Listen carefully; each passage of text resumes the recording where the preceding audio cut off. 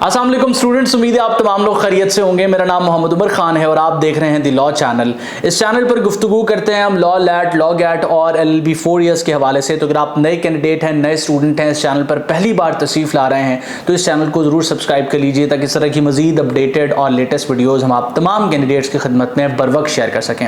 आज के इस लेक्चर में हम डिस्कस करने वाले हैं लॉ एडमिशन टेस्ट को प्रिपेयर करने के स्केड्यूल के हवाले से। आप किसी भी एग्ज़ाम को प्रिपेयर करें या किसी भी गोल को अचीव करना चाहें, आपको एक डिफाइंड स्ट्रेटजी की ज़रूरत होती है, आपको एक रोड मैप की ज़रूरत होती है और वो रोड मैप यहाँ पर लॉ एडमिशन टेस्ट की तैयारी के लिए एक स्केड्यूल है। अब स्केड्यूल हर स्टूडेंट अपने लिहाज से, अपनी मसरूफियत के हिसाब से बनाता है। साथ साथ स्केड्यूल बनाते हुए सबसे पहले आपको देखना होता है कि आपके पास रिमेनिंग टाइम कितना अवेलेबल है। तो फॉर एग्जाम्पल, अगर आज के दिन ये वीडियो रिकॉर्ड किया जा रहा है तो इसके बाद लॉ एडमिशन टेस्ट को प्रिपेयर करने के लिए कमो बेश जो है वो 40 दिन का वक्त स्टूडेंट्स के पास अवेलेबल है। हो सकता है जब आप इस वीडियो को देख रहे हो तो उस वक्त लॉ एडमिशन टेस्ट को कंडक्ट होने में 25 दिन रह चुके हों, 20 दिन रह चुके हों।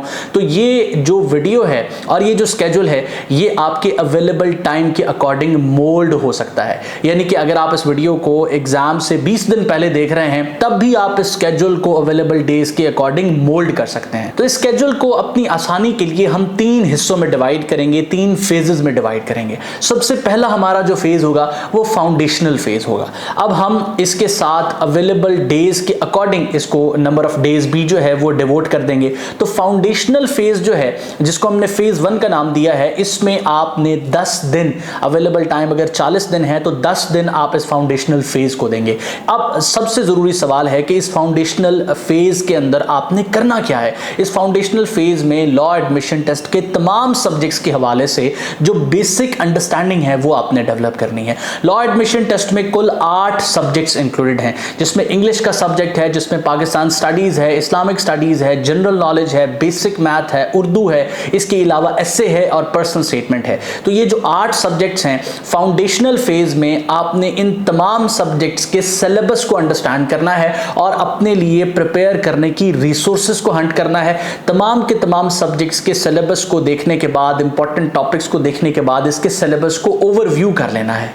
अब अगर आपके पास नंबर ऑफ डेज कम रहते हैं तो फाउंडेशनल फेज के दिनों को आप रिड्यूस कर सकते हैं, क्योंकि हमारा जो दूसरा फेज है वो सबसे इंपॉर्टेंट है और सबसे ज्यादा टाइम आपने उसी फेज को जो है वो एलोकेट करना है। तो इस स्केड्यूल के अंदर हमारा जो दूसरा फेज है वो प्रैक्टिस और प्रिपरेशन फेज है। ये सबसे इंपॉर्टेंट फेज है और अवेलेबल डेज अगर आपके पास 40 हैं तो हम इसको 20 दिन जो है वो डिवोट करेंगे और इसके अंदर अपनी तैयारी के लिए जो हमने रिसोर्सेज सेलेक्ट की हैं, जो आउटलाइंस हमने बनाई हैं, जो रोड मैप हमने बनाई है या जो अंडरस्टैंडिंग सब्जेक्ट्स की हमने डेवलप की है, उस तमाम अंडरस्टैंडिंग, रोड मैप और आउटलाइंस को मद्देनजर रखते हुए एक्चुअल प्रिपरेशन हमने करनी है। अब एक्चुअल प्रिपरेशन आप कैसे करेंगे? देखिए, फॉर एन एग्जांपल आपके सामने एक सब्जेक्ट है इस्लामिक स्टडीज का या पाकिस्तान स्टडीज का। तो जब आप अपनी तैयारी कंटिन्यू करें तो आपके पास फाउंडेशनल फेज में आपने एक आउटलाइन बना ली होगी। आउटलाइन से बता दिया है कि आपको पता होगा कि पाकिस्तान स्टडीज के लिए ये 15 टॉपिक्स इंपॉर्टेंट हैं या ये 20 टॉपिक्स इंपॉर्टेंट हैं। अब उन्हीं से रिलेटेड MCQs को, उन्हीं से रिलेटेड इंफॉर्मेशन को आप सर्च करेंगे। For an example, Pakistan studies के अंदर अगर 15 टॉपिक्स हैं तो प्रैक्टिस और जो आपका प्रिपरेशन फेज है उसकी ये डिमांड है कि इसके अंदर आपने हर एक टॉपिक के हवाले से अंडरस्टैंडिंग डेवलप कर लेनी है। अगर 15 टॉपिक्स हैं पाकिस्तान स्टडीज के अंदर तो तमाम चीज़ों को जो है वो उसका कंसेप्ट लेने से बेहतर ये है कि आप उन 15 टॉपिक्स के हवाले से जानते हो कि इसमें आपने पढ़ना क्या है। उसके बाद प्रिपेयर करने के लिए आपने MCQs पर रिलाई करना है और जो रिसोर्सेज आपने फाउंडेशनल फेज के अंदर जो है वो अपने लिए हंट की हैं उन रिसोर्सेज पर रिलाई करना है। अब आपकी बेहतरीन रिसोर्सेज जो है वो 2 रिसोर्सेज साबित हो सकती हैं। सबसे पहली रिसोर्स तो आप एलिमेंट्स ऑफ लैट के लेटेस्ट एडिशन को यूज कर सकते हैं। ये रिसोर्स इसलिए इंपॉर्टेंट और बेहतरीन है क्योंकि इसके अंदर आपको मॉडल पेपर्स मिलते हैं जो आपके लिए मॉक टेस्ट का काम कर सकते हैं। जो हमारा फेज 3 है तो इसको आप सॉल्व करके अपनी असेसमेंट कर सकते हैं। इस किताब में इंपॉर्टेंट प्रिपरेटरी मटेरियल आपको मिलता है जिसके थ्रू आप अपनी तैयारी सब्जेक्ट वाइज और टॉपिक वाइज कर सकते हैं। अगर आप इस किताब को ऑर्डर करना चाहें तो आप हमारी टीम से कोऑर्डिनेट कर सकते हैं। व्हाट्सएप नंबर आपके साथ शेयर्ड है और इसके अलावा वेबसाइट से भी इसको ऑर्डर किया जा सकता है। करीब 3 स्टोर पे इस किताब की पिक्चर दिखाने के बाद भी आप इसको हासिल कर सकते हैं। और आप तमाम स्टूडेंट्स के लिए जो दूसरी सबसे बेहतरीन रिसोर्स है वो द लॉ अकेडमी का प्रिपरेटरी बैच है, जिसमें आपको जो है कंप्लीट ट्रेनिंग प्रोवाइड की जाती है, लेक्चर्स से लेके नोट्स तक और और टेस्ट सीरीज तक इस जो है वो कोर्स के अंदर प्रोवाइडेड है। आप इसको भी ज्वाइन कर सकते हैं, उसके लिए भी हमारी टीम आपको अकोमोडेट करेगी। आप सिंपली हमें व्हाट्सएप पे मैसेज करेंगे, आपको डिटेल्स प्रोवाइड करती जाएंगी। तो ये जो प्रैक्टिस एंड प्रिपरेशन फेज है, इसमें आपने अवेलेबल और सेलेक्टेड रिसोर्सेज को यूज करना है, और इन रिसोर्सेज में आप द लॉ चैनल पर मौजूद जो प्लेलिस्ट के सेक्शन में लेक्चर्स हैं उनको भी यूटिलाइज कर सकते हैं, जो बिल्कुल फ्री हैं। उसका लिंक भी आपको डिस्क्रिप्शन में मिल जाएगा। उन लेक्चर्स को यूज करते हुए आप सब्जेक्ट वाइज अपनी तैयारी कर सकते हैं, और इसी फेज के अंदर आपने अपनी तैयारी को फाइनल टच देना है। और यही प्रैक्टिस एंड प्रिपरेशन फेज आपके लिए वो फेज है जिसको सबसे ज्यादा आपने टाइम डिवोट करना है। अगर आपके पास 20 दिन अवेलेबल हैं तो फिर 10 दिन इस टॉपिक को, इस जो है वो फेज को आपने देने हैं। अगर आपके पास 15 दिन अवेलेबल हैं तो एटलीस्ट आपने जो है वो 8 दिन इस जो है वो फेज को देने हैं, क्योंकि इसी फेज में आपकी तैयारी होनी है। उसके बाद तीसरा जो फेज है वो आपका रिवीजन और मॉक टेस्ट का फेज है, और ये भी इक्वली इंपॉर्टेंट है। उसकी रीजन ये है कि अगर एक स्टूडेंट ने बेहतरीन तैयारी की है लेकिन वो उस अपनी तैयारी को कंक्लूड नहीं कर सका, उसको फाइनल टच नहीं दे सका, या उसको रिवाइज नहीं कर सका, उसको असेस नहीं कर सका,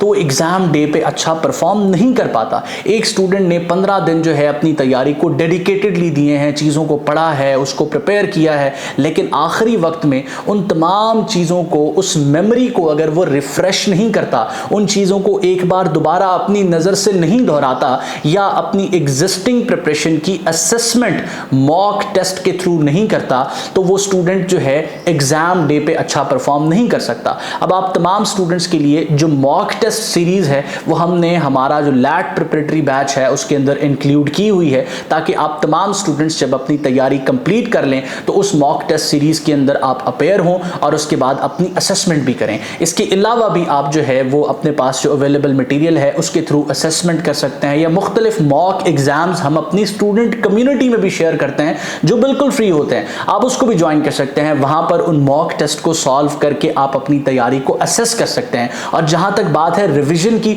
तो रिवीजन हमेशा उस चीज की जाती है जो आप पढ़ चुके होते हैं, तो आपने अपनी पूरी तैयारी के दौरान नोट्स बनाने हैं, चीजों को नोट डाउन करना है। और नोट्स बनाने से ये मुराद नहीं है कि जो चीज लिखी हुई है उसको एज इट इज अपने पास नोट कर ले, नहीं, जो अंडरस्टैंडिंग आपने डेवलप की है, जो इंपॉर्टेंट पॉइंट्स आपको मिले हैं वो आपने नोट करने हैं, और ये नोट्स आपके सब्जेक्ट वाइज होने चाहिए। तो अगर आप प्रिपेयर करना चाहते हैं तो प्रिपेयर करने की बेहतरीन स्ट्रेटजी यही है कि सबसे पहले फाउंडेशन बिल्ड की जाए, जिसको हमने फेज 1 का नाम दिया। उसके बाद दूसरे नंबर पर आप प्रैक्टिस और प्रिपरेशन कंटिन्यू करें, और तीसरे फेज में आप तमाम प्रिपेयर्ड चीजों की रिवीजन करें और मॉक टेस्ट के थ्रू अपनी असेसमेंट करें। यही तरीका एक बेहतरीन तरीका है किसी भी एग्जाम को प्रिपेयर करने के लिए। तो मैं उम्मीद करता हूं ये लेक्चर जिसमें मैं स्केड्यूल शेयर करना चाह रहा था, जिसको आप अकॉर्डिंगली मोल्ड कर सकते हैं। अगर आपके पास 20 दिन अवेलेबल हैं तो आप इन फेजेस को अकॉर्डिंगली टाइम डिवोट करेंगे। सबसे ज्यादा टाइम फेज 2 को दरकार है, उसके बाद उससे कम टाइम फेज 1 को दरकार है, और सबसे आप आखिर में जो नंबर ऑफ डेज हैं वो फेज 3 को देंगे, क्योंकि उसमें आपने जो चीजें पढ़ ली हैं सिर्फ उनको एक बार गो थ्रू करना होता है, और 2 से 4 मॉक एग्जाम सॉल्व करने होते हैं ताकि आपकी असेसमेंट हो जाए। मैं उम्मीद करता हूं ये लेक्चर आपके लिए हेल्पफुल रहे। अगर आपके जहन में कोई भी सवाल है आप हमसे इन टच आ सकते हैं। आप हमें इंस्टाग्राम पे और फेसबुक पे लाजमी फॉलो कर लीजिए, ताकि लेक्चर्स, अपडेट्स और गाइडलाइंस आपके साथ हम बर वक्त शेयर कर सकें। हमारी पूरी टीम आपको असिस्ट करने के लिए, फैसिलिटेट करने के लिए मौजूद है। अगर आप अपडेटेड रहना चाहते हैं लैट की तैयारी के हवाले से, या डेली बेसिस पे फ्री प्रिपरेटरी मटेरियल एक्सेस करना चाहते हैं, तो हमारी स्टूडेंट कम्युनिटी को लाजमी फॉलो कर लीजिएगा। स्टूडेंट कम्युनिटी को ज्वाइन करना बिल्कुल फ्री है, उसका लिंक आपको डिस्क्रिप्शन में मिलेगा। अल्लाह आपका हामी और नासिर हो। हमेशा आप तमाम स्टूडेंट्स की कामयाबी के लिए दुआ गो। उमर खान और उसकी टीम। अल्लाह हाफिज़।